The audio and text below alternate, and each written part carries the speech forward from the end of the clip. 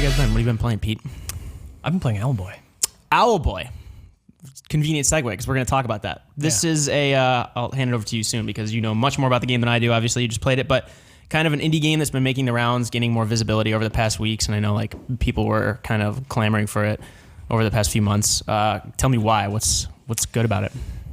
Well, so it's an interesting story because this game has been in development for a long time, like a lot of indie games by a small team. And, throughout the years, we've seen little teaser videos, like little snippets of gameplay, but nothing really substantial. And I think, a lot of the hype around this game was built when that sort of like retro aesthetic was still kind of a new thing, right? Like this is a game with pixel art. Since we've seen a lot of games come out with that stuff, while this game has still been in development. And I think a lot of the anticipation lately has been like, okay, Owlboy's finally coming out. Was all the excitement, in the previous years, did it have merit? Like, is this game more than just its aesthetic?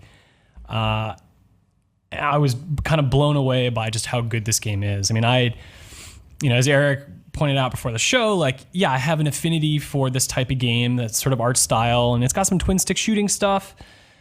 But what I found was a game that really just goes, those things, the pixel art is special, but the great things about the game are more than just those few qualities. Yeah, how would you classify it in terms of genre, if it can be? Is it kind of, the way you describe it is almost like a hybrid of a couple things. Sort of. I mean, it may look like a platformer in some sense. There are platforms, but you have free flight in this game.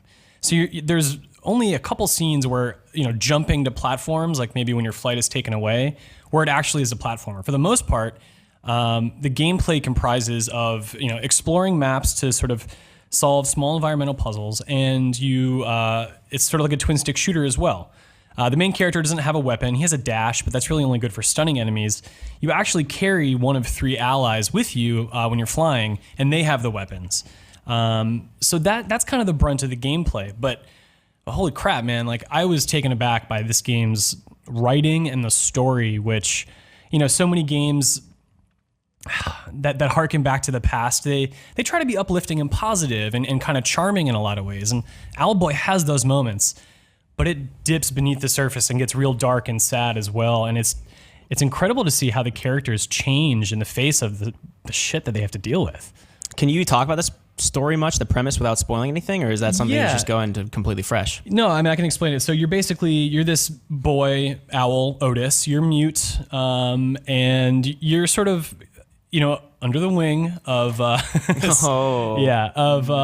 elder owls, and they're sort of training you in the face of a conflict that seems to be growing. Pirates have been spotted in the area, and they're not really sure what the pirates are up to, and so you're sort of there at the moment when the pirates begin to invade this world, and you kind of have to fight back against them. Initially, it doesn't work. And then they start to do something bigger. And so the main game is you seeking them out, to stop this bigger event that they're trying to create.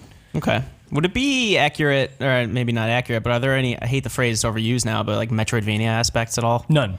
Okay. No. I mean, there is an upgrade system in the game, but the upgrades mostly consist of, you get canisters that allow you to have more health replenishments, or you can upgrade the weapons of your allies, but there's only one upgrade step. So you'll explore, you'll find coins, you'll buy these upgrades, but they never unlock anything new, at least that I discovered. At one point, you get a grapple that might take you, through a waterfall that you couldn't fly through before, but it's not the sort of thing that defines this game. I mean, they even sort of strip away any hope of a map in the beginning, because this character is like, oh, hey, I found a way to map our world, might be useful. And this guy is like, don't insult us. We're owls. We never forget. We know where we're going. And true to form, you never have a map in this game. You never really need it. There's a couple places where you have to interact with things that aren't really highlighted, and they're one-off. So like not being highlighted in a specific way makes it seem like you don't know where you're going. But once you figure it out, you realize, okay, that was just a small misstep, and I don't actually have to explore a lot. I really just need to just press onward where the game, is instructing you to go. So you didn't really get overwhelmed or lost too much throughout? No, there was only like 2 instances where I wasn't sure what to do, and with just a little bit of poking and prodding around the environment, I realized, okay, that thing I can interact with, even though I didn't realize it at first. Yeah, you had mentioned... Sorry, there's like secret areas or something too, right? Like if you spent the time to kind of I don't know. Nothing substantial. Okay, so nothing worthwhile to go off the beaten path to find. No, I can't see why you would. Like, so just going along the main path with some very, very minor like attention to like, okay, what's right outside the main path. I had enough coins to buy every one but the last upgrade. And the last upgrade, you need every coin in the game, which I probably have just over half. I beat the game without it. I don't know what it does. I don't feel like I'm missing out. Gotcha. And you mentioned like it's coming on the tail of kind of an era where we love this pixel art and harken back to it. It still looks really good, but I mean, it's kind of past the phase where it was a trend, right? And now, I don't know, I guess like did that long development time pay off in your opinion? Like, has it come at a time when it might not be appreciated as much as it should? I mean, I can definitely see how some people might be sick of, looking at pixels because, nostalgia is a thing that really only works initially. Once you play with some of these games that remind you of the past, maybe when you finally beat it, it fades into memory because it's trying to remind you of something that you really love, even though it's not any better than that thing it's trying to remind you of. But Owlboy's art, I mean, just to talk about that alone, like, the scene we're looking at here, most of the time the camera is zoomed in about this much, and this is the resolution of the pixel artwork. But when you get into much wider environments, the camera pulls back, the pixels shrink, and you're confronted with these highly, highly detailed structures and environments that really do showcase, how much time was put into crafting this game. And that's also true in the character animations. There's obviously stock animations that characters go through when having discussions, but there are so many scenes where they break from that sort of routine and they have animations you can tell were crafted just for that scene. And it's really impressive how these pixelated lo-fi characters are really brought to life through just body language alone. People in the chat are mentioning, like, it's probably like a stretch, but Undertale, just as far as like this minimalistic indie game that kind of gets its story across in kind of cool ways. Mm-hmm.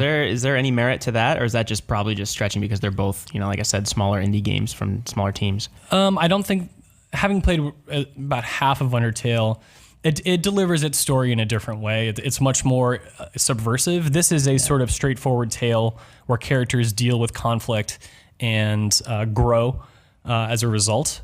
And the story isn't trying to trick you. It's pretty honest about how it's playing out. I mean, you are just along with a party of characters as they are evolving throughout this conflict. Cool. So from what I understand, you're still like working on your final review, right? Yeah, it should be done today, hopefully live later tonight or tomorrow morning. Cool. But happy to say that this is an incredible game. And even though I had built up hype for years, totally surpassed my hype, which is rare, I think. And it's available now on Steam, right? It's available. If it's not right now, it's like in the next hour. Cool. Yeah, it's coming out today. Awesome. Well, there you have it. That is Owlboy, a game in development for a while. A smaller indie game, but gorgeous pixel artwork, uplifting story, and from what Pete Brown says, pretty fun to play. So go check that out on Steam either now or when it's up later today.